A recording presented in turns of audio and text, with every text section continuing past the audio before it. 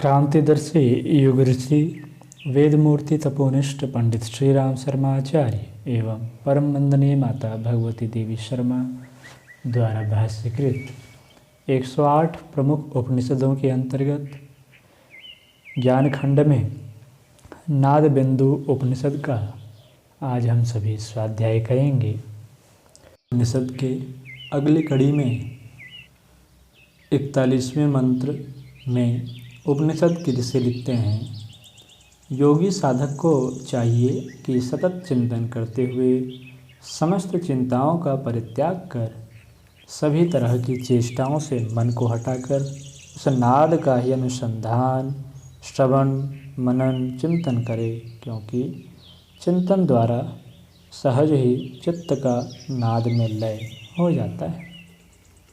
42वें मंत्र में उपनिषद के ऋषि लिखते हैं, जिस प्रकार भ्रमर फूलों का रस ग्रहण करता हुआ पुष्पों के गंध की अपेक्षा नहीं रखता है, ठीक वैसे ही सतत नाद में तल्लीन रहने वाला चित्त विषय वासना आदि की आकांक्षा नहीं करता है।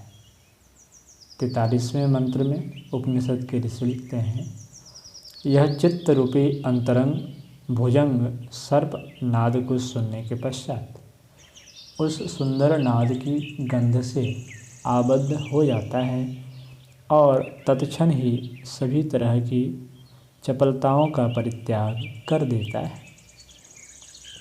44वें, 45वें और 46वें मंत्र में उपनिषद के ऋषि लिखते हैं, तदंतर वह मन विश्व सांसारिकता को विस्मृत करके तथा एकाग्रता को धारण करके विषयों में इधर उधर कहीं भी नहीं दौड़ता है। विषय वासना रूपी उद्यान में विचरण करने वाले मन रूपी उन्मत्त गजेंद्र को वश में करने में यह नाद रूपी अति तीक्ष्ण अंकुश ही समर्थ होता है। यह नाद मन रूपी हिरण को बांधने में जाल का कार्य करता है और मन रूपी तरंग को रोकने में तट का काम करता है। ब्रह्मरूप प्रणव में संयुक्त हुआ यह नाद स्वयं ही प्रकाश स्वरूप होता है। 47वें मंत्र में उपनिषद के ऋषि लिखते हैं, मन वहाँ ही अर्थात उस प्रकाश तत्व में विलय को प्राप्त हो जाता है। वहीं परम श्रेष्ठ भगवान विष्णु का परम पद है। मन में आकाश तत्व का संकल्प तभी तक रहता है जब तक कि शब्दों का उच्चारण और श्रवण होता है। 48वें मंत्र में उपनिषद के ऋषि लिखते हैं, निःशब्द अर्थात शब्द रहित होने पर तो वह मन परम ब्रह्म के परमात्म तत्व का अनुभव करने लगता है। नाद अर्थात ध्वनि के रहने तक ही मन का अस्तित्व बना रहता है। नाद के समापन होने पर मन भी अमन अर्थात शून्यवत हो जाता है। 49वें और 50वें मंत्र में 51 और 52 मंत्र में उपनिषद के ऋषि लिखते हैं, सशब्द अर्थात शब्द युक्त नाद अर्थात ध्वनि के अक्षर स्वरूप ब्रह्म में छिन्न अर्थात लय हो जाने पर वह निःशब्द परम पद कहलाता है। जब सतत नाद का अनुसंधान करने पर समस्त विषय वासनाएं पूर्ण रूपेण नष्ट हो जाती है, तदुपरांत मन एवं प्राण दोनों संशय रहित हो उस निराकार परम ब्रह्म में लय हो जाते हैं। करोड़ों करोड़ नाद एवं बिंदु उस ब्रह्म रूप प्रणव नाद में विलीन हो जाते हैं। वह योगी जागृत, स्वप्न तथा सुषुप्ति आदि सभी अवस्थाओं से मुक्त होकर सभी तरह की चिंताओं से रहित हो जाता है। ऐसी स्थिति में वह योगी मरे हुए व्यक्ति की भांति मृतवत रहता है। निश्चय ही वह योगी मुक्तावस्था प्राप्त कर लेता है और वह योगी शंख, दुदुम्भी आदि लौकिक नाद का श्रवण कभी भी नहीं करता।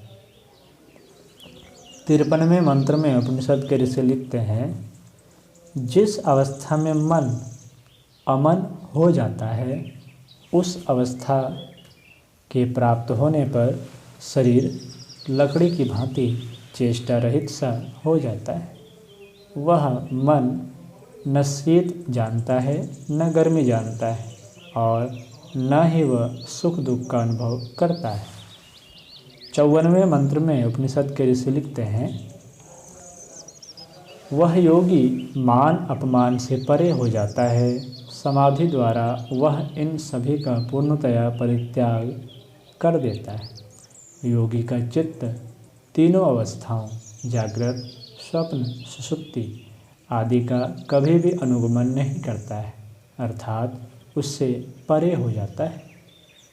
55वें और उपनिषद के अंतिम मंत्र 56वें मंत्र में उपनिषद के ऋषि लिखते हैं, वह योगी जागृत और निद्रा स्वप्न की अवस्था से मुक्त होकर अपने वास्तविक स्वरूप में स्थिर हो जाता है। दृश्य वस्तु के अभाव में भी जिसकी दृष्टि स्थिर हो जाती है, बिना प्रयास के ही जिसका प्राण अपने स्थान पर सुस्थिर हो जाता है तथा बिना किसी आश्रय अथवा अवलंबन के ही जिसका चित्त स्थिरता को प्राप्त हो जाता है, ऐसा वह योगी ब्रह्ममय प्रणव नाद के अंतर्वर्ती तुरीयावस्था परमानंद में सदैव स्थित हो जाता है। यही उपनिषद रहस्यात्मक ज्ञान है। शांति पाठः। ओम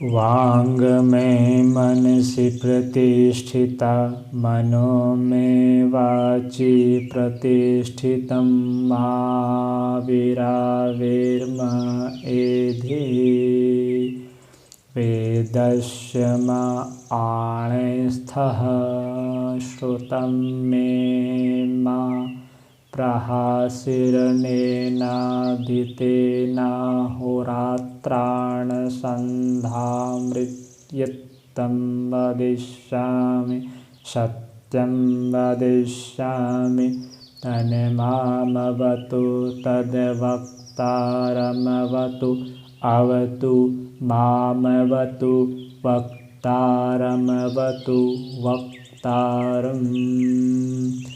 ओम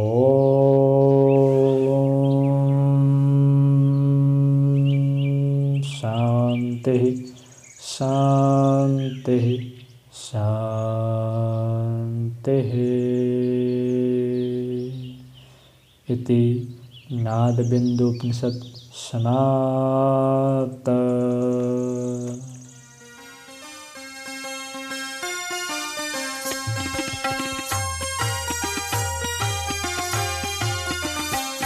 चलो गुरुदेव के सपने सजाने की शपथ ले लें।